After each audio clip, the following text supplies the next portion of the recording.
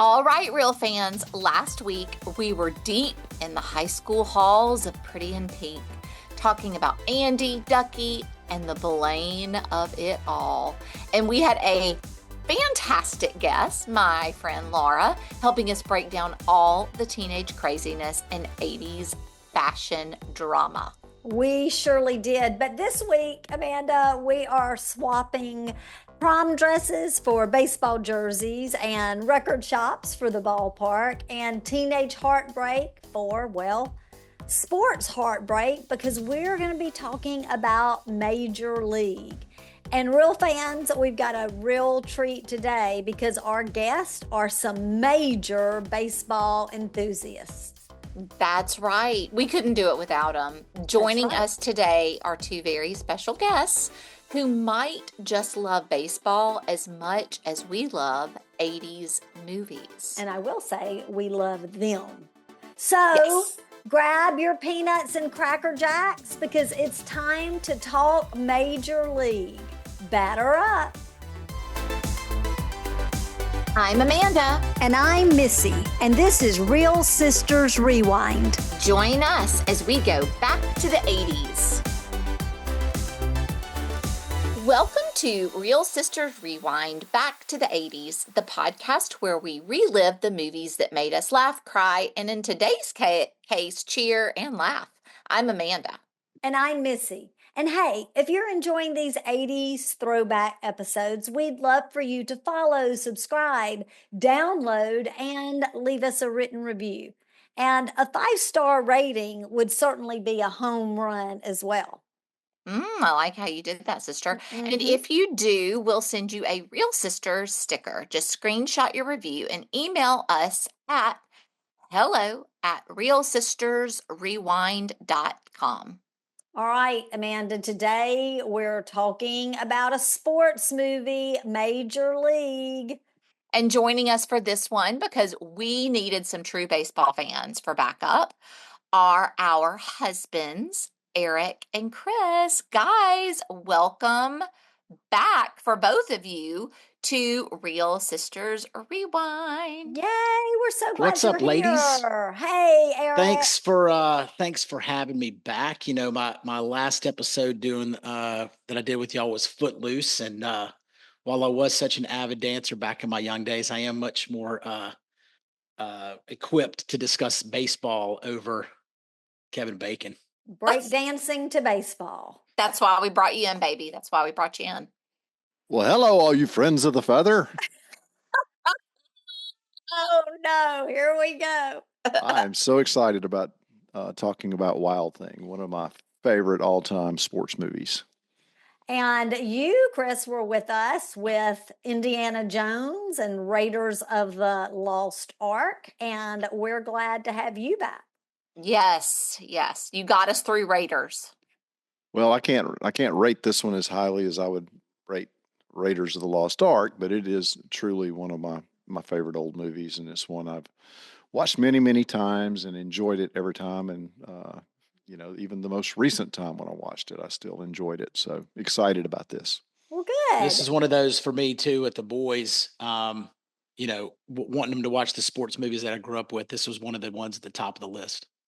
Well, good. Well, we're excited. And real fans, let's cue up Wild Thing as we rewind back to 1989 to set the stage for what was happening and what the movie Major League is all about. All right, let's rewind to April 7th, 1989, the day Major League hit theaters. Just like great for baseball season time. Yeah. Now, Missy, you were what? 20 years old in my college days. Actually, Chris and I had been dating a few months by that time. Oh. We had started dating in October. And so, sister, you would have been 12, right? Yes. And so at that age, you were probably watching a lot more of like Saved by the Bell instead of baseball movies. Definitely. I do not remember the first time I saw this. To me, this is one of those movies that was just kind of on sometimes. I don't know if I ever really sat down and watched it. Mm-hmm. but I've sat down and watched it now Yeah. because I rewatched it / watched it for Real Sisters because I know it is such a classic 80s movie, but particularly for the baseball fans. Yeah. And Chris Washam, I think we went on a date to the movies to see this. I I think can't you believe I would have taken you to see this movie on a date. Oh, I bet you did. 100%. I'm almost positive that we saw it like when it came out, baseball season. You wanted to see the movie, and we went. Yeah, you pretty much refused to go to anything but romantic comedies. So That's not No, not back then. She would have been like, okay, let's go. Also, I'm so glad to know that y'all are dating at this point, so we won't be getting any stories about Missy leaving her friend behind somewhere while she like went off with some random guy and then invited him back to Hattiesburg. Like, that's a relief. I was like doing not good things with No, boys that went no. out. It was met just people, and if they wanted to show me the tour bus, I wasn't doing anything bad, sister, period. I didn't do anything bad. just dangerous, not bad. Maybe dangerous. But let's All talk right. about the movie. Eric, Do you remember when you saw it for the first So I was 8th grade at this point, and I know that I saw it multiple times. I don't recall seeing it in the theater, but this was definitely one of those that with the sleepovers with all the boys, we were blockbustering up and watching this one multiple times for sure. Did you take your girlfriend like you did to Footloose? No, this was one for the boys. Okay. But wait a minute. So blockbustering it up, just remind our real fans, for those of them who weren't around for that time, what does that mean? Well, you get your group of people together, you go to Blockbuster, you walk around, you You look walk for the the movies. aisles. You look for the movies that you want, and then when the one you don't have is not available, you go to the counter and you check the stack of returns. Yeah. See if it's Hoping that it's there, hoping that it's there. Amanda, do you remember when we went to Blockbuster that time when we were in Gaucher and we wanted to watch Braveheart? Yes, I do. 100%. They did not have it. We were determined that we were going to watch. Why were we so determined to watch Braveheart? I mean, it was a big deal. Yeah. And we were determined, and they didn't have it. And we went back to the camp and called them and told them that actually, I'm not saying you told them that our family was blame it on me. getting ready. Y'all listen to this. Getting ready to travel to Europe. I think you said England. Oh. For who? I don't know, but we really wanted to have this special time together to watch. Traveling, we were going to be apart, and we wanted to watch. And somehow that ended up getting us a copy. I know, we watched it. I can remember being at the fishing camp and watching. Chris Washam, you were there. I don't know why that translated into them feeling sorry for us and giving us a copy of Braveheart because we were going to London, but it worked. It worked. I have no memory of that. Yeah. Well, you watched it, but you weren't in on the shenanigans. Oh, okay. You were just like, oh, we've got Braveheart. Great. But anyway, so before we get into the film itself, let's set the stage for what was happening in 1989, the brink of a new decade. Yes. All right. So let's start. Let's talk about music. The #1 song in the U.S. when Major League came out was "The Look" by Roxette. You got the look. Yes. Mm-hmm. And I loved that song, but I really like it now. Like, it's one that I love to, like, if I think somebody looks great or something, I'll be like, and break out into "You've Got the Look." Wait a minute. That's not The Look. Yeah, it is. I went and listened to it again to make sure. Okay. Because I thought that was Prince. No, it was Roxette. Okay. Which makes me think of Pretty No, Woman. you're wrong. That's Prince. But I can't remember what the Roxette song was. The Roxette was "The Look," and I went and saw it. I watched the video of it with them coming in and their punk rock hairdo, and it's a guy and a gal, And it is that song, The Look. So Prince may have done it, or they may have done it for Prince. We'll have to research that, sister, and put it into social. But for sure, it was Roxette, The Look. And But when I think of Roxette, I think of that Pretty Woman song. do Wasn't that a it. song on Pretty Woman? I don't know. Yeah. I think of Roxanne, even though it's not Roxanne. It's not Roxette. I know. Okay, but this is what I really found interesting as I was looking at the charts for that week. Number 10 on the charts was Tone Loc, Funky Cole Medina, which I still love that song. Chris Washam, you know, if it comes on in the car, we are both singing it. And it had really that Wild Thing feel. That Medina's a monster, y'all. I remember being this age and y'all loving this song. I loved Funky Cole Medina.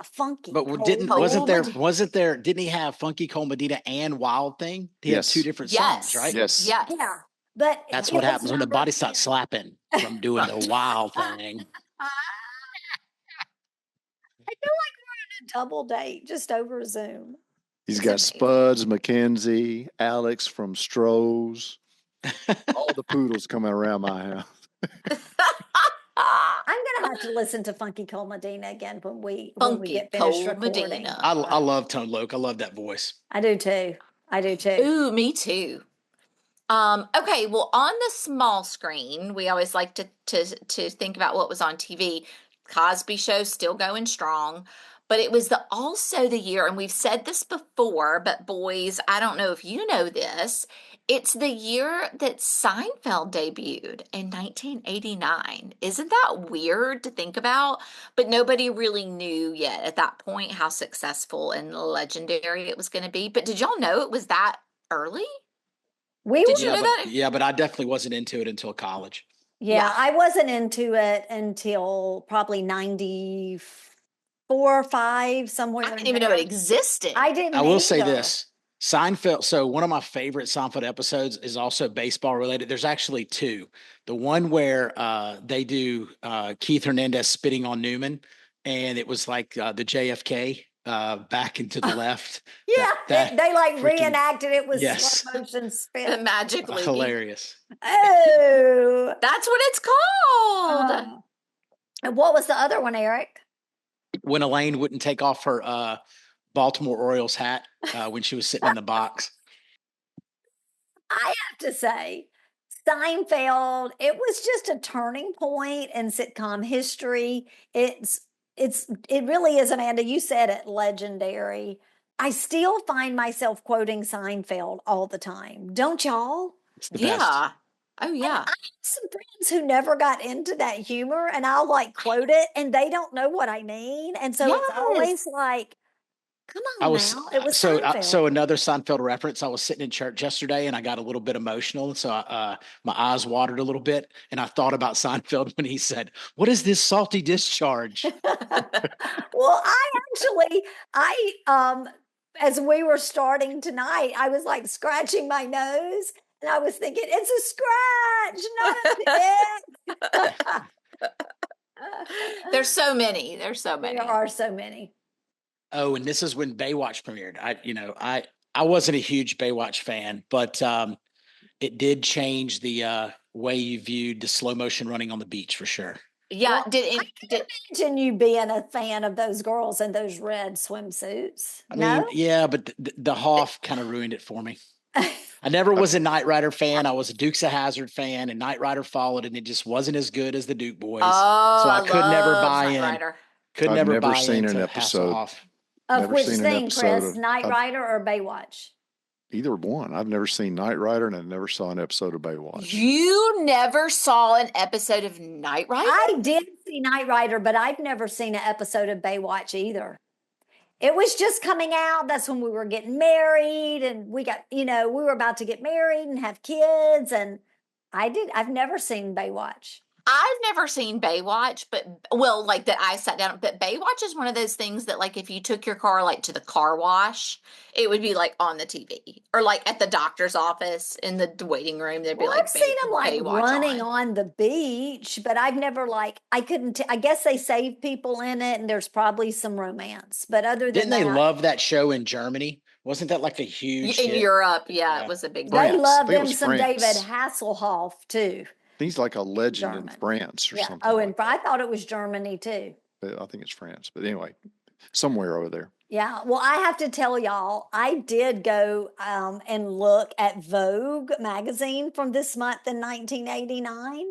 And I have to tell you, it was all about stripes and polka dots. And Amanda, you know I loved A peplum. peplum. I loved She a peplum. loved a peplum. And it I don't even know what that is.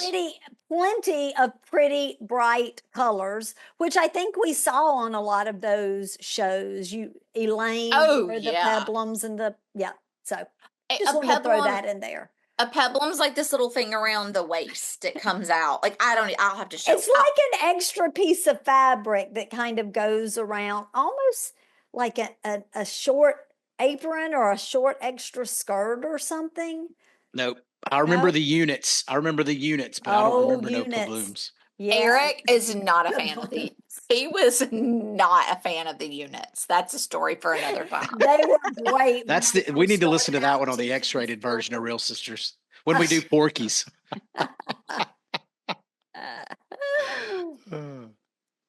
Those units, they were something.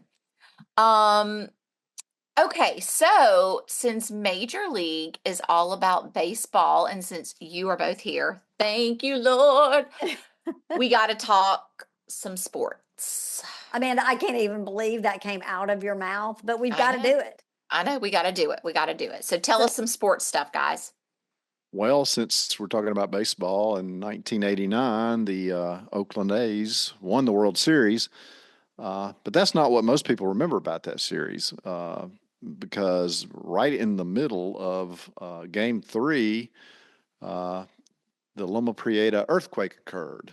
Massive earthquake hit San Francisco right before the first pitch.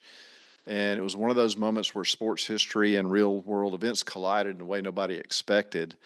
And I actually watched that on TV. I was watching the World Series when all that happened. I remember that. I remember it too. So tell me if this would be right, Missy and Chris, y'all would know, thinking about like our family timeline. I remember this, but in my mind, we were living at the apartment because our new house was being built. That would be right. Yeah. That would Okay, be because- right. I thought so. I Yeah. thought so. I remember sitting in that living room at Westover Apartments watching all this happen in the World Series at that time. It was scary. Yeah, surreal for sure.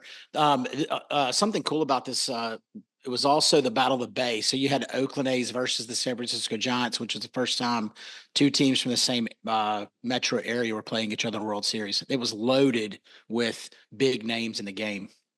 And they were, but wait a minute. So, and it was Battle of the Bay and the Giants are both California teams. San Yes. Francisco and Oakland. And it was in California, the game. Oh my goodness. Well, that's they crazy. they play the games home series. Yeah, so they were, yeah. right. Well, That's really I do remember all of that, but I didn't remember that it was 1989. But I will tell you, I did a little research to be ready for the sports or for the sports talk, I guess I should say. And 1989 was when Michael Jordan officially became like the face of the NBA, and he won his first MVP award, and he led the Bulls deep into the playoffs, but it would be a couple of years before he had his first championship. That's kind of crazy, and I don't mean to interrupt here, but when we did Footloose, we talked about Jordan being in this draft selection of 1984. So it took 5 years before he became the face, and they still had not won a championship, which is crazy that it took that long because he was so dominant for a long time. Yeah, That because is interesting. when you think about him, you just think, like for me, because he was dominant for so long, you just think about him being on top from Like I can't- always. Yeah, like I think of it in any other way. So that is interesting. Well, in football, the San Francisco 49ers, more California, destroyed the Denver Broncos in Super Bowl. I think it was 55-10. That is still the biggest blowout in Super Bowl history. And also, like, what a boring game. Well, It's kind of like the game was this year. Like, the 49ers were they were incredible for so many years through that stretch. They just had key players all over the field. That was Steve Young, wasn't it? Was that Steve Young? Was that Young? I mean, you had Montana and then into Young. So, I mean, forever they were good. I think Montana had retired by then. So it was like a dynasty. Oh, it definitely was. Yeah. Well, and it wasn't long after that. You know who came after that? The Dallas Cowboys. Oh, Missy, we remember that, girl. I can get behind the Dallas Cowboys. Okay, so let's switch gears. Let's talk tech, because 1989 was when the first version of Microsoft Office launched. And, before that, it was that MS-DOS and then the typewriter before that. But now, can you even imagine a world like before Microsoft Word and Excel? That's so weird. I can because I use Word Perfect. Yeah. I wrote oh a my gosh. Word Perfect. That was the dream to have, was like to have Word Perfect. Like, oh my gosh, if somebody had Word Perfect, you were like, that's where I want to type my research paper on Word Perfect. And then in 1990, when I got to my first job, they informed me that they would not support Word Perfect. I had to learn Microsoft Word, and I did not like that. But I had no choice. Oh my gosh. So that would have been back in the days for us, Eric, like the Oregon Trail days when we would have computer lab and they would we would have to do Oregon Trail. Have to what play is like Oregon Trail? It was this like game on our computer that we would play when we would go to computer lab. Yep. You were older, like you weren't in that. Oh, girl, I was never had any games. We went to typing class and it was A, but on a typewriter. On a typewriter, yes. There was no game involved. Miss Pye Daniels was my typing teacher, and there were no games or shenanigans in that class, I'm here to tell you. Yeah, no. We got to play a little, when we were having to try to learn how to write codes, we would get a little Oregon Trail in there.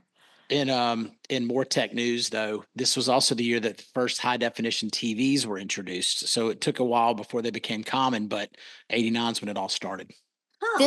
This just makes me think about y'all. Like, we obviously could have never imagined. Like, we were so on the cusp of such like a technological just boom that we just had no clue what we were about to get into. It's so crazy.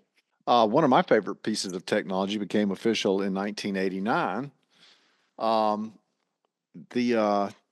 Some guys that worked for defense contractor Magnavox founded a company called Garmin. Oh, you love you a Garmin. Kansas. Yeah, and I remember the first one we got down at the fishing camp, and it was a little thing that looked kind of like the cell phones at that time, we called them bricks because it was large, and it was kind of like that, and it didn't really work very well. It's not like the things we have on boats nowadays, or even in our cars and trucks. So that was like the first GPS?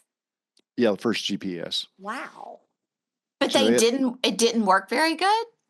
It doesn't seem to me like it worked very well. Nothing like what they have now. It was not real reliable. Ooh, that's so interesting. But of course, we thought it was fantastic. It did. Yeah, it was like better than nothing, which is what you had before.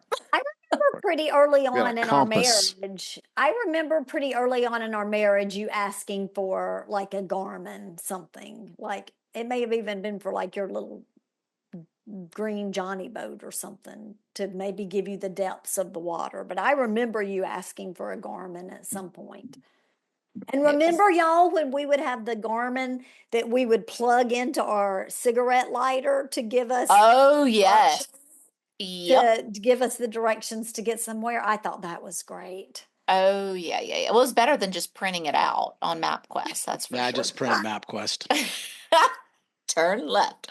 Okay, one more thing I just have to throw out there because I've really tried to hold off on the politic talk. Are you Oh, still? Here we Are y'all here we still? Here we go. go. Are you still Yeah. doing Cold War references? Yes, well, Yeah. 1980s, and we have said this before, but this is such a big deal, I can't just not name it, that the Berlin Wall did fall in December of 1989. So for any of our politically savvy listeners, we did not leave that little detail out. All right. Girl, we knew you'd get it in. So It was an important moment in it history. was an important moment in history. Actually, Chris and I saw something on TV just recently, and Chris was like, that was the end of the Cold War. And I was like, my sister probably knows that.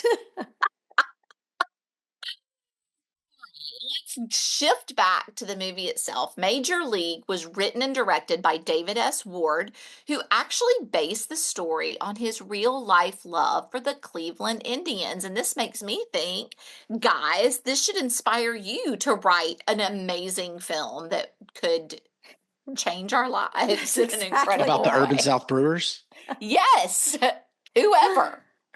Well, I think it's really cool. When I was researching it, Ward grew up as an Indians fan and he wanted to make a movie where they actually won something because in real life, I guess the team that he loved had straggled or struggled and straggled, I guess, for decades. So were they a struggling team, guys? Is that like, Oh, they were a doormat. They, if you look in the film, their last World Series was in the 40s or something like that.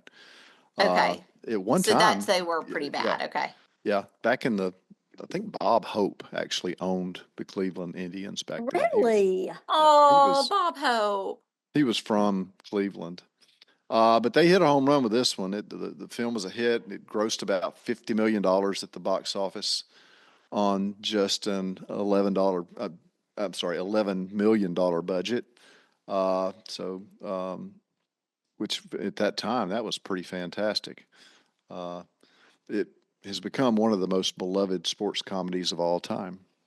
I'm wondering, and maybe we'll get into it later, but I'm wondering if this film helped like the team actually helped them get better in some way, like in real life. Like it Well, helped. it was just 2 or 3 years later, and Eric, I have to help me on this one, but it seems like it was just early 90s. The Indians did get good, and Oh, I bet it did then they, give them a little boost.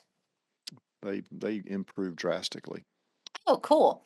Well, the movie was rated R, thankfully, and had a runtime of 1 hour and 47 minutes. Missy, sweet spot. Sweet And spot. and it featured a stacked cast. Okay, Really but and wait, I truly. just thought of something. I What? think, Amanda, we say sweet spot a lot, but I think a sweet spot is actually a baseball term. Like when you hit the ball on the bat at a certain way or hit the bat on the ball. Not bad, Missy. Not bad. Am I right, guys? Am You I are right? right. How about that? How Absolutely. about that? Yeah. Well, let me tell you something. Okay. If anybody on this call knows baseball lingo, Eric Stevens can speak it, and you will think you're hearing a different language. You're like, oh, I speak English. I don't know. So if there's any terminology that comes, he'll know it. Chris Don't you- Washam will know it too. Walk in Wikipedia there. He will come in to try to tell me stories. Like he's so excited. And he is using I know what a home run is. I know what a Single. single adult, I know regular baseball terminology. So But you don't say points. You don't say, oh, how many points does our baseball team have? No, but he will use all these other words that Chris, I'm if somebody goes down looking, what does that mean? It means that they didn't swing at the third strike. Yeah, I said that one time, and she's like, "What? What are you talking about?" She's I'm just like, just say they struck out. I would never know that in a million years. I would never. But know you that. know what it means to strike out, Yeah, right? of course. Of course, No. I Just know say what they it Are is. you just struck swinging out. or you're not swinging? He's like, oh, this one went down looking, then they went yard and blah blah. I'm like, can you just say they hit it over the fence or they hit Scored or right? I Took a mean, slide in. That's so funny because I've heard mom talk about like when Papa's been golfing and he comes back and like he wants to tell her the play by play. And she's mhm. like, don't put me in the cart. Just give me the highlights. Because he wants to like take her hole to hole. And she's like, Yeah, don't put me in the cart. don't Just put me give in me the the cart. highlights. I In love other words, that. I I don't want to love go it. to every hole with you. I I love it. I didn't mean love to it. interrupt you a while ago, Amanda, but I just started thinking when you said sweet spot that that's a baseball term. Yeah, there you go. And I'm familiar with that one. All right, so back to our stacked cast. We have Charlie Sheen as Ricky Vaughn. Yep. Tom Berenger as not Jack, I'm so sorry, y'all, Jake Taylor. Corbin Burnson as Roger Dorn. And of course, Bob Uecker. I'm not Euchre. saying that. Eager? Euchre. Euchre. Euchre. Okay, I'm sorry, y'all. Euchre as the hilarious, which he is hilarious, announcer Harry Doyle. Now, here's a fun fact. Charlie Sheen and Tom Berenger actually starred together earlier in 1986 in Platoon. Love that movie. But unlike this film, they are friends in this film. They play enemies in Platoon. I have never seen Platoon, I Oh, don't that's a think good I one. have either, but it's What? war stuff. Oh, I it's don't good think I've though. seen Platoon. but I think we would like it. I don't and know. Why do you I think we'd like that? No, I just think it's probably a good film. Also, that was like a really serious film Yeah, compared to right. this. Yeah. Interesting. I don't think y'all would like it. Oh, okay. So Euchre made the movie. He, and just so everybody knows, Euchre passed not too long ago, like Yeah. just within a few weeks. Yeah, like last month. Yeah. Oh, I didn't know that. Yeah, but great one-liners. The just a bit outside, ball 4, ball 8, good stuff. But the thing that always cracked me up about him too is, he's hilarious. Like some of his takes, his Hall of Fame speeches, all that kind of stuff is great. But he was also a Miller Lite spokesman, and those commercials were hysterical. He missed the tag. He missed the tag. Probably Turn 'cause this he'd had around, I'll too be on the much- front row. Too much I Miller must be on Lite. the front row. Well, I will tell you this, Charlie Sheen actually had a real baseball background. He played in high school and he was offered a baseball scholarship to the University of Kansas, and he could throw in the mid 80s. I guess that means like the speed. But for the role, he like hyped himself up on steroids because he wanted to help increase his fastball velocity. Yeah, he actually admitted later that when his fastball got into upper eddies, he was feeling rough from the steroids. Do they make you feel rough? Do steroids make you feel rough? I would imagine they play a toll on your mental and physical capabilities. Oh, like roid rage. Yeah, also I'm thinking like I wonder, I don't know, because didn't he's had a lot of issues with addiction, right? I think I've heard For that sure. about Charlie Sheen. Yeah. So I He liked just to party. wonder. He liked to Well, party. I just wonder if this was some of the beginning of that. I don't Could have know. been. That's sad if so, if it was for if he got involved because this movie. But I don't know. Interesting. Well, here's another fun fact. Wesley Snipes, who played Willie Mays Hayes, he really wasn't much of a baseball player. In fact, he wasn't really much of an athlete at all. His running scenes, in his running scenes, they had to, if you watch those, a lot of them are in slow motion. They had to do that in slow motion to make him look faster. I have seen that. Yeah. Go ahead, Missy. Well, I was just going to say, just saying his name, Willie Mays Hayes, is one of my favorite parts of watching the whole movie. Just saying that, Willie Mays Hayes, I like that. It is funny. It's really funny. Also, this movie was shot in Milwaukee, not in Cleveland. So County Stadium doubled as the Indians' home field because the Cleveland Stadium wasn't available at the time.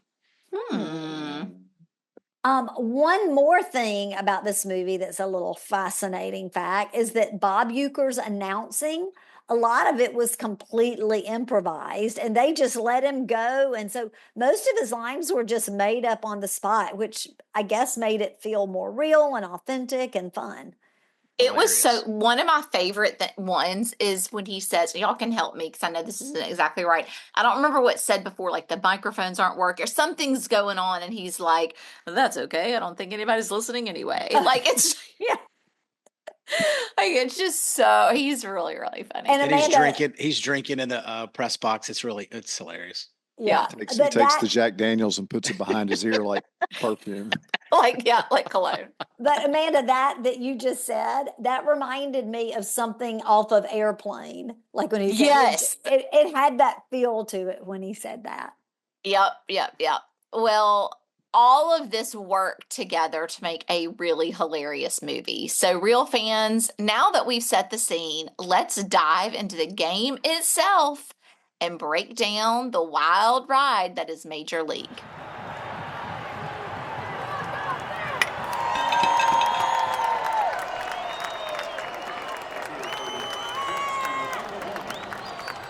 All right, let's step up to the plate as Major League opens with the montage of Cleveland. And it's not exactly a postcard. It kind of reminded me of Pretty in Pink, Amanda, whenever they were showing the town, right?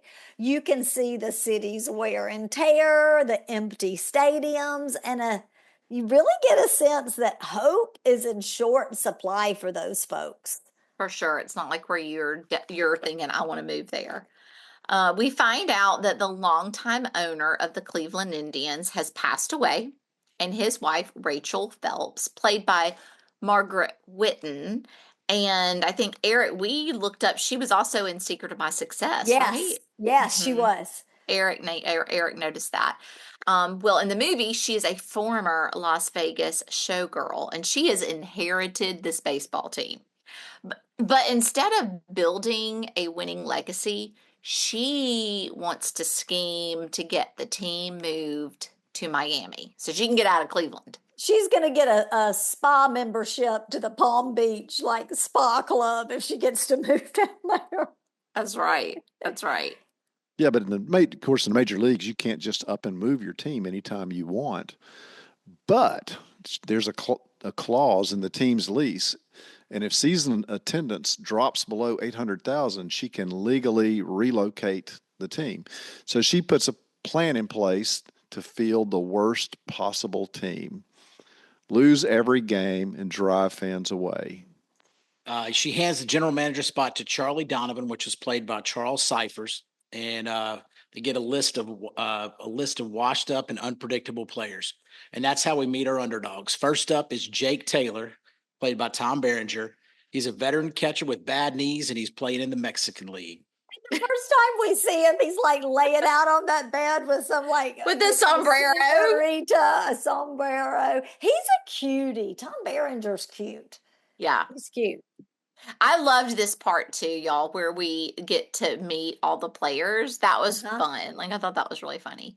Well, then there's Ricky Wild Thing Vaughn, played by Charlie Sheen. And you remember he's got that shaved, the way his head shaved in the back with like the V cut. Isn't that kind of popular now for kids to do that? Like it was popular in 89, but I think it's popular now too. Mullets are popular. I don't know about the shaving. Mullets coming back. The mullets are back. They it's are back. been back for about a year, I think. Oh yeah, the mullets. I fully are intend definitely on growing one.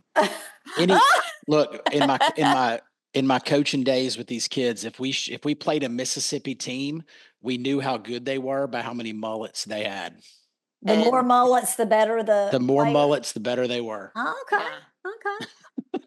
Our boys here get frustrated because all the schools have such strict guidelines about their haircuts. So they can't ever get that summer mullet. They can't, it's hard for them to get it quite. They time their last cut. They time their last cut of the year so that it's getting right above the collar, right at the end of school so that they can flow all summer. That's hysterical. I But Charlie actually had a Sheen mullet. did. Unfortunately, I Sort did of. too. Like in 10th grade, it kind of looked like a mullet when I go back and look. Like all of the girls kind of had this mullet look. But Amanda, I interrupted you when I said Yes. that. Let me Really, finish telling you. Out of prison, wasn't he? Yeah, that's what I was going to say. So he is this young pitcher and he's fresh out of prison with a blazing fastball, but he just doesn't have any control. So he's got the speed, but no control.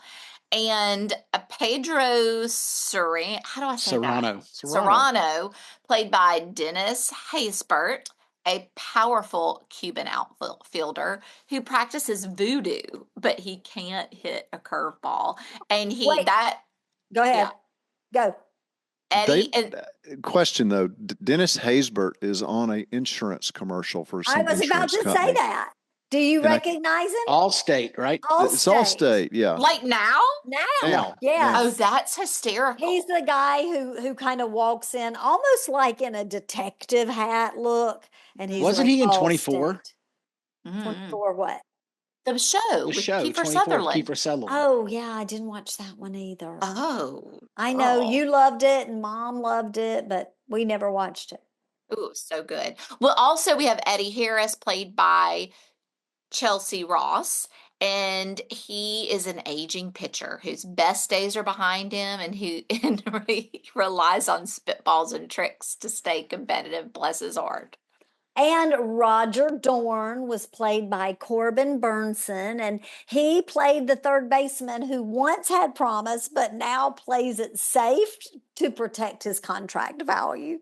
Oh, yes. And Rachel Phelps rounds out her sabotage strategy by hiring Lou Brown, played by James Gammon. He's a gruff, longtime minor league manager who sells tires in his off season, and they call him up to coach in the majors. And I love him so much. I love him too. His style, we are soulmates. I'm like, yes, I'm here for this. Yeah, he was laid back, but gruff and fun. Yeah, I liked him too.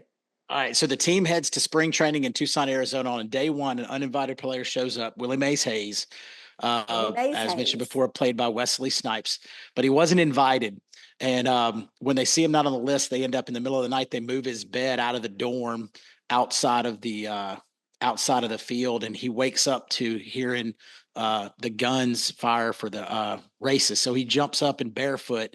He jumps into the race, and he ends up beating everybody. They like his time, and so they decide to move him back into the dorm and let him be on the team because of his speed. The funny part is that specific scene, that one is slow motion. Yeah, like that, it comes to mind. Like you see him in his pajamas, but it's slow motion. I know, and he's in his pajamas. That cracked me up. But he drove up like in some fancy car when he first got there. What was that car? Well, it looked fancy from the front, but it was like a Beetle. It was like it was like a Rolls Royce Beetle. Yeah, Rolls Royce. I'm like, this dude must have already been in the major leagues for a long time. No, it was a Volkswagen. Oh, okay.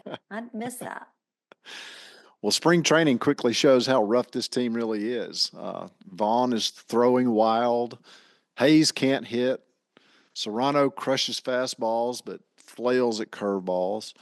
Dorn refuses to field grounders, and Jake's knees are already slowing him down. I know. We were just watching it recently, and he was coming in from the first day of spring training, and I was watching them all walk back into the locker room, and he physically you could see he was really, and I was like, oh yeah, he's the one with the knees that are bothering him. Knee problems are hard on catchers because they have to squat so much. Squatting. And he's catcher, right? That's what he does. Catcher. Yeah, that's what I thought. Okay. Well, Lou Brown runs a tight ship, and I'm here for it. Every time somebody messes up, he makes them drop and do push-ups or sit-ups or some when Willie Mays Hayes. He would pop up, and the whole thing about him is he was so fast that if he's hitting pop-ups, he's not going to get on base. So he told him, every time you pop up, you owe me push-ups. Yes. And that was his way to try to get him to not hit the ball up in the air. Yes, but he does that with other people too for different things. But Dorn wouldn't field ground balls, so he made him do sit-ups. And which wasn't in his contract. And then Lou pulls out the contract and pisses on it, which was great. That was a great scene. That Dorn is so egotistical. I did not like him at all. Well, it's the final day of cuts, and Lou posts the list, and Dorn plays a prank on Vaughn, the wild thing, and makes him think he's been cut. And Vaughn loses it. A fight breaks out. Taylor breaks it up. and tells Vaughn to save that fire from the field. It's crazy. But I have to say something right here. When they are, when Serrano, I think you guys said was his name, the All-State guy. I can't keep up with all these players' names if I'm being honest, but he's got his snake, which I have an irrational fear of snakes, but he's like doing the snake all over his locker, and he makes it. So then Willie Mays Hayes has like found a green garter snake or something from outside, and he's using the snake outside of his locker, and he gets in. So they had, and baseball's full of superstition, though, right, guys? No. Definitely. So they return to Cleveland, and Jake has kind of taken the two younger guys, Vaughn and Willie Mays Hayes, under his wing. So he takes them out to a dinner, and it's a nice restaurant. And something that was pretty funny here is Charlie Sheen, coming from the California Penal League, he never had sleeves on, and so when they go to dinner, you had to wear a tie. So he's sitting there he's sleeveless with no shirt on. It's like a vest, and he's got on a tie with it. And he says, I feel like a banker. But at the restaurant, Jake leans over and he sees his ex-girlfriend, Lynn, at another Renee table. Russo. She is beautiful. I had a serious crush on Renee Russo in this movie for sure. But wait, y'all, time out. It was his ex-wife. No, they weren't. They had not gotten married. He said, there's my wife. Yeah, but then he said she should have been, but he ended up. You're right. You're right. Go ahead. That's right. So anyway, so he sneaks down and gets a call to the table, and she goes and they run into each other. He tries to get her number. She's telling him she's moved on, that she's she's going to be getting married to this guy. And he definitely, you can tell he still had feelings for her. She was the one, and he's not giving up on this relationship now that he's seen her again. That was pretty clever how he called her at the restaurant. It was. That was cute. That also took me back though, because this was a time where you could call somebody, like if somebody was like, oh, we're going to be at Chesterfield's for dinner and something happened, like if you're you're the babysitter. Right. Oh, I'm going to call Chesterfield's. Are Missy and Chris Washam there? I need to get a hold of them. Yeah. Like you can call people at the restaurant.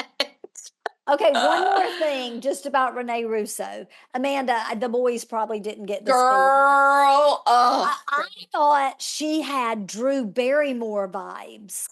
Oh my gosh, did you really think that? I swear. Oh my gosh. Absolutely, yes. Okay. Yeah. I told Chris, I was like, she is reminding me of Drew Barrymore. Area, something in this. Yes. Yeah. Totally, yes. All right, 100%. So I know we're probably going back to baseball now. You know it, girl. No. One more thing about Renee Russo. She was in Tin Cup, which is one of the greatest golf movies. I know. She's like the sports movie girl. Sports movie girl. Was that a 1980s movie, Chris? 90s. I think it was the 90s. Yeah, that was Kevin. 90s. It's Kevin Costner. I knew it's it 90s. was Kevin Costner. Yeah, it's 90s. Yes, and well, anyway, opening day comes and the team's performance matches expectations, which were low. which were low. I was honestly, when I watched the movie, I was amazed they were only down by 6 at the end or 5, and they ended up losing 8-0. I'm thinking just 8 because you're watching it looks like the Keystone Cops out there. I think this is the inning where Harry Doyle, Bob Uecker's going like ball 7, ball 8, ball 4, ball 8, ball 12. Yeah. Yeah, because he walked 3 straight guys on 12 pitches, and then Clu Haywood came up and hit the grand slam. Yes. On the only strike he threw. The coach in the dugout told, he said, well, at least it looked like it was a strike. Well, the result of that was that the crowd nicknamed him Wild Thing. Yep. And that's, he gets that. That was my other favorite part of the movie, was all the Wild Thing music. Yeah, that was fun. Willie Mays Hayes and the Wild Thing. Well, Lou figures out Vaughn's problem. He can't see. So they get him glasses, and suddenly He's a different pitcher because now he can see. With his fastball under control, he becomes one of the team's aces. And Wild Thing becomes a rally song in the stadium. And Eric, I have to ask you, or say to you, this reminds me of Jacob. I mean, he had glasses when he was pitching, but it gives him that look because he's got those Oh yeah. those same kind of glasses. Yeah, when him being a pitcher, and then we got him glasses, and he went with the black rimmed glasses. And so when he got it done, I took a picture of him and I put a picture of Ricky Vaughn side by side and shared that on social media. Yeah.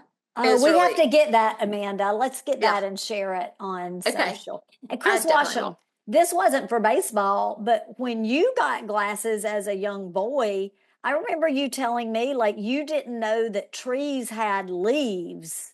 Oh, I was blind like to individual leaves, right? Like you thought it was just like green. Yeah. Just like a ball. And another thing too, and Eric and I both have coached kids for years. And I had at least 2 or 3 kids that I identified that they needed glasses from batting practice, from the pitching machine. Wow. Because they couldn't see the ball. And I told the parents, I said, you need to go have his eyes checked. And they, next time they showed up, they had glasses on. Oh my gosh, that's crazy. Well, I'll just kind of jump in on the baseball talk and say that Jake keeps pursuing Lynn, which makes me happy because I think they're adorable. And he shows up at her job and sends her notes. And eventually he finds out where she lives, though he gets caught when he sneaks into her apartment. But still, the connection between them hasn't completely faded. And you can tell there's some love interest, which is my favorite part of any movie. I guess this is before stalking was a thing, huh? He was totally stalking her. And also, I meant to say, when you said, Missy, he shows up at her job. So she's so cute in that scene. I remember her look and like being like, oh yeah, I'm gonna dress like her. But her hairstyles they gave her drove me crazy because she had this like one little tiny braid in the back, but like the rest of her hair was like, it was like, what was the point? Is her hair back? It was lovely. It was lovely. I didn't understand it. Eric, no matter how she wore her hair, Eric thought it was lovely. He loved Amanda, it. Well, it you drove me should crazy. try that hairstyle for Eric. Oh, it's that won't happen because it drove me crazy. Drove me crazy. So look, the season progresses. The team's building chemistry. They're starting to improve, and they start to win some games. And some fans are taking notice. So people are starting to show up, and that is going against the Phelps plan of keeping attendance down. So she comes up with an idea to just take away some of the basic comforts of the team.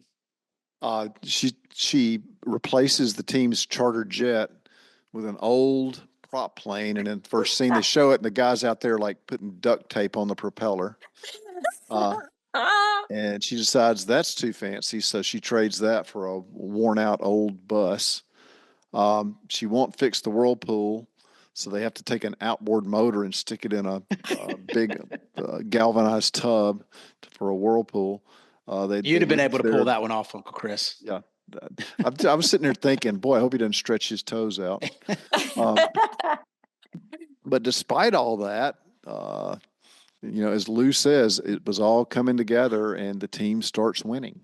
They do. But y'all, that charter jet, or I'm sorry, not the jet, but the prop plane, when they wheel that thing up, again, I got airplane vibes. And when they were on the plane, I was like, oh my gosh, this is making me think of airplane. After a close loss where they still showed promise, Lou tells Charlie Donovan that this team could go all the way if they had something to bring them together. And Charlie reveals the truth that Rachel Phelps has been trying to sabotage the team all along.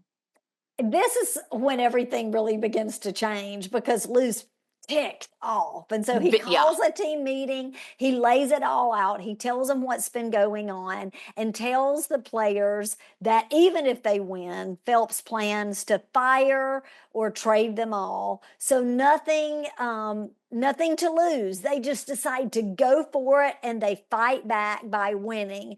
And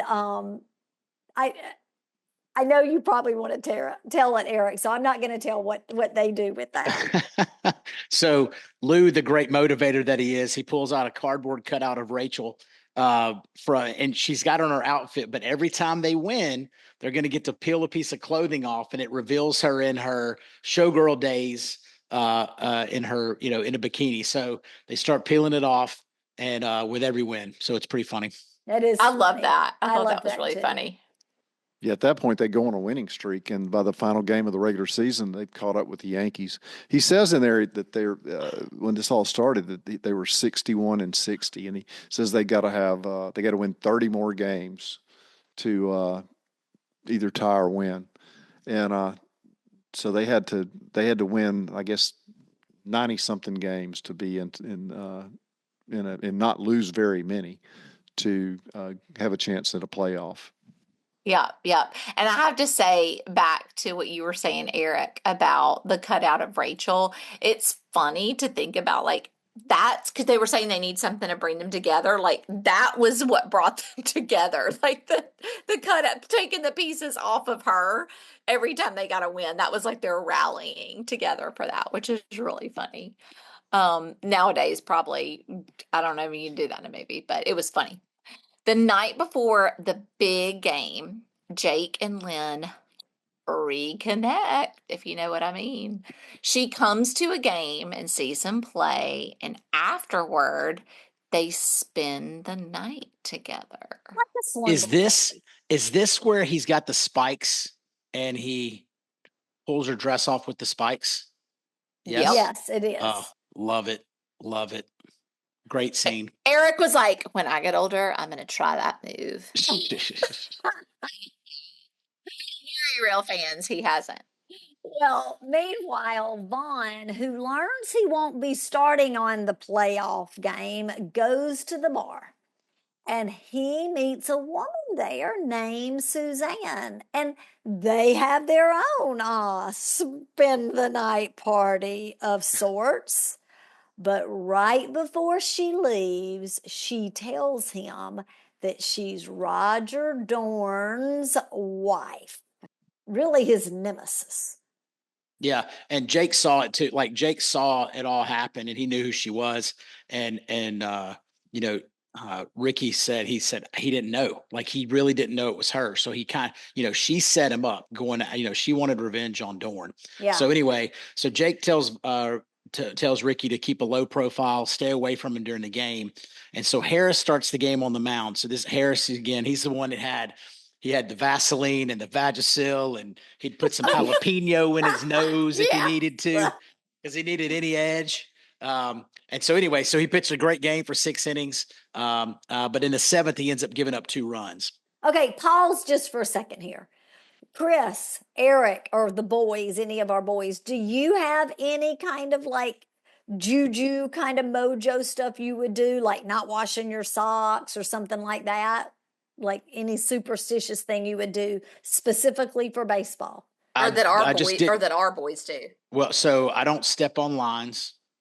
Never step on a line. Yeah. Never I don't step on a crack, break your mama's back? Correct. It's bad luck. Okay. You mean lines like the white lines they put out with chalk? Yeah. Foul line. Like when you're running on and off the field. Okay. You never step on that. That's the only thing?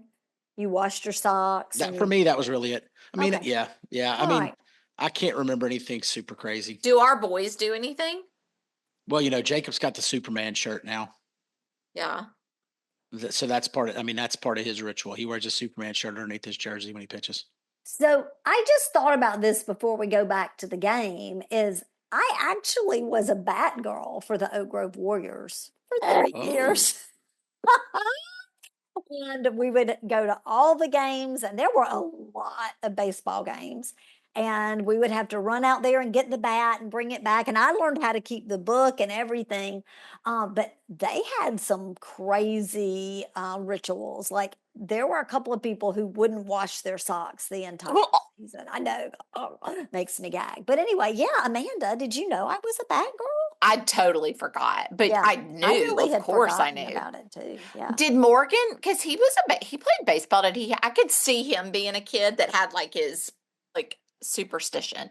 Well, he didn't necessarily have a superstition with something like socks and stuff, but man, he had the black things under his eyes and had to Yeah. like tape up on his shoes and They Oh, call yeah. that drip drip. these days. You got to He's have your got- drip. he's got The drip. more, Let me more tell you, drip, the better. that kid had drip from the time he was, I mean, 3 Could years old. walk, I can yeah. remember going, they were building a house in our neighborhood, and we were really and truly, Morgan wasn't in kindergarten.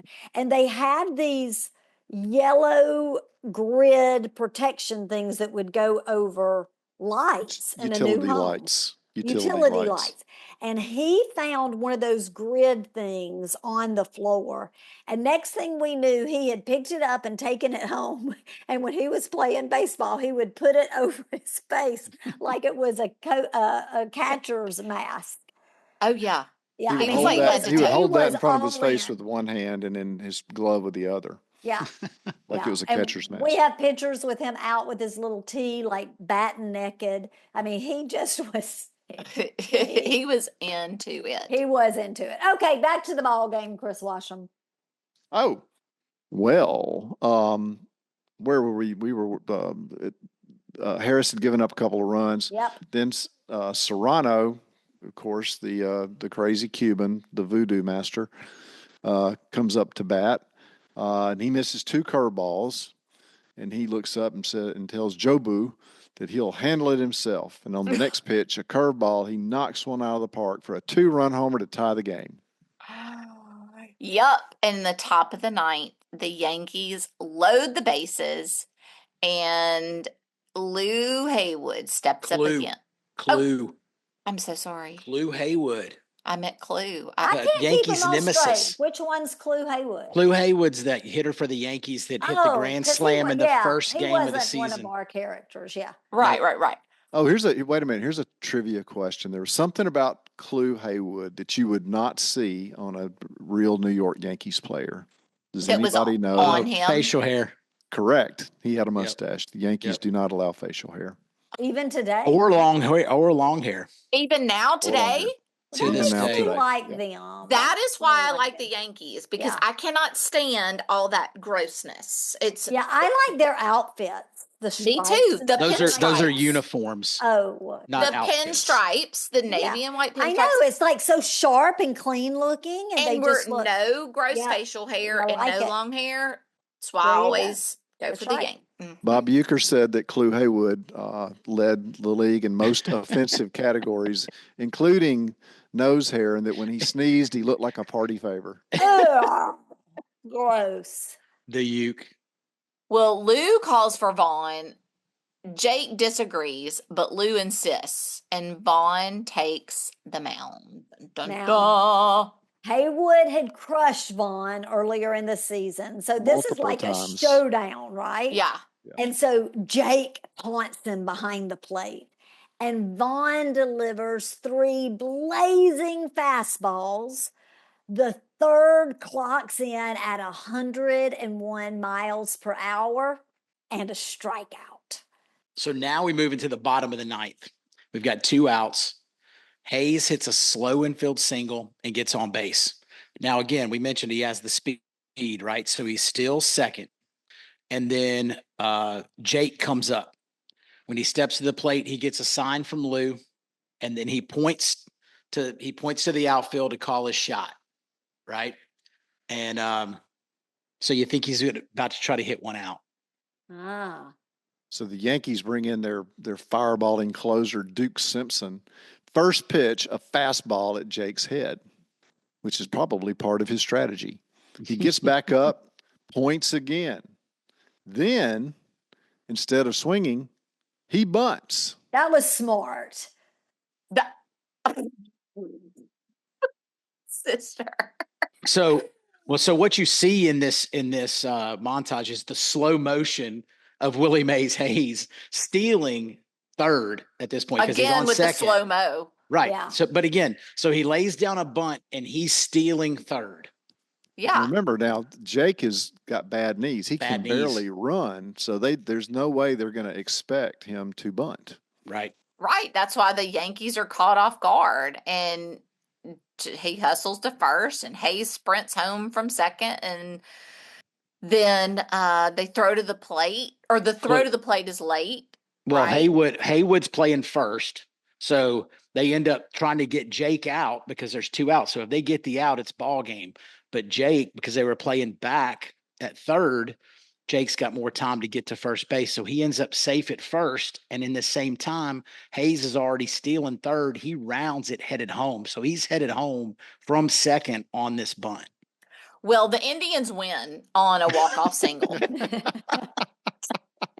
Good job, sister. Good job, sister. You didn't want to put her in the cart. I totally had me lost. I couldn't keep up with all of that. But the team celebrates. And I have to say, I love watching their fans evolve. From Yes. those few little fans with their war paint and the drums. And now they've got, it's a huge celebration. The fans are celebrating, the team celebrate. And Dorn walks up to Vaughn and punches him in the face. Then, without saying a word, he helps him up and joins the rest of the celebration. So it's like he knew about the wife and he's putting it all behind him now. Yep, put it aside for sure. And then Jake looks around the crowd. He sees Lynn, and she holds up her hand, and the engagement ring that was on her finger is not there anymore. And so he goes up to the crowd, and they give a little hug. They get a little hug. He pick her up. He lifts her up or something. Did you love that part, Eric? Because you loved her so much. You were like, yes. Oh yeah, it was great. Great scene. Great actress. Great casting. Okay, y'all. What do we think? How does this measure up in today's world? I have something I want to say first. Oh, go, sister, go. So I am thinking about, I think it was maybe when we did Back to the Future with Clifton. And I continue to notice this about so many of these great 80s films. They're just, and when I say this, I don't mean that to downplay the work put into it, but they're simple, right? It's a simple story, but it's funny. It's to the point. We don't get, like Clifton said when we were talking about Back to the Future, I think, we don't get all this extra pulling in all these extra storylines and things. Agenda. It's just a funny movie about this group of people and keeping it simple, yet really endearing, and you find yourself, just like me, even if you're not a huge sports fan, you're cheering for this team and you're cheering for these characters that I don't really know anything about except for what they showed me in that those beginning scenes where we're meeting the players, and then their development in becoming a team and honing in on their talent as baseball players. Oh, that's a good point. That's good. And so I love it for that reason, and thoroughly enjoyed it. You don't have to think too hard on this movie. Yeah. The baseball. What about stuff, you boys? The baseball stuff holds up well. It was good. It was well made, funny. I think that for a lot of people, some of the politically incorrect stuff, they would bother people. They would have issues with it these days that they didn't back in 1989. The cartoon depiction of the Indian that was the first thing that the Cleveland Indians got rid of. They got rid of that first. Yeah. Which it appears in the movie quite a bit, and before they eventually end up changing their name. So for a lot of people obviously don't have a problem with that sort of thing. Some people do. What are they now? The Cleveland what? Guardians. It's terrible. Horrible. Okay. All right. So Chris, that was a good point. What about you, Eric? No, I think it's great. Baseball movies, it's one of the top. There's several good ones, but this is definitely one of the best, especially from a comedy perspective. Have you watched it with what's your top boys? baseball movie? I mean, I really love The Natural. That's Chris's favorite, isn't it, honey? That's a really good one.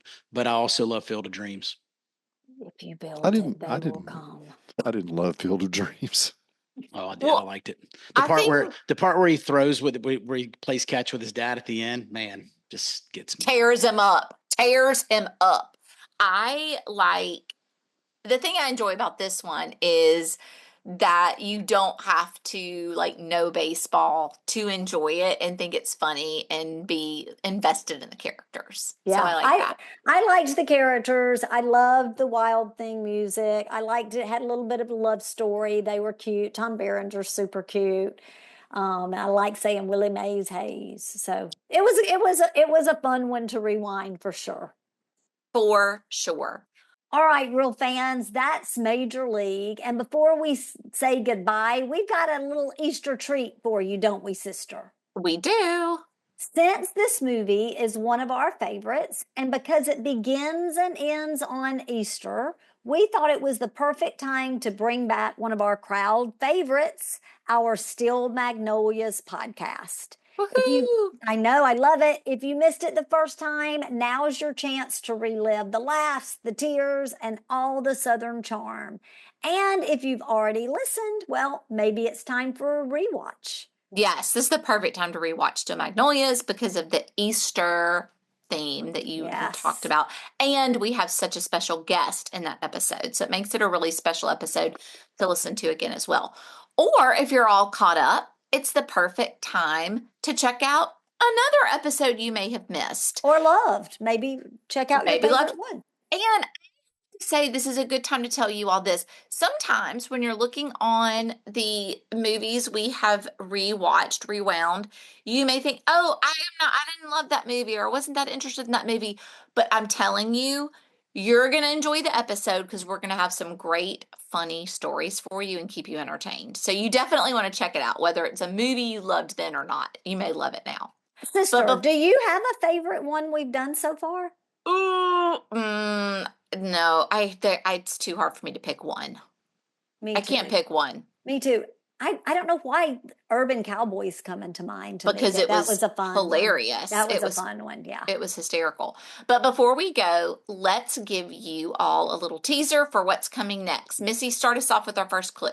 Okay, clue number 1. Our next movie features one of the most lovable tipsy millionaires in movie history. Oh my goodness. Clue number 2. It's got champagne, fast cars, and a theme song that became an 80s classic. And clue number 3, let's just say that this movie proves that sometimes love is worth giving up a fortune for. Think you know what it is? Tune in next time to find out. And I just have to say really quick, this is kind of another clue.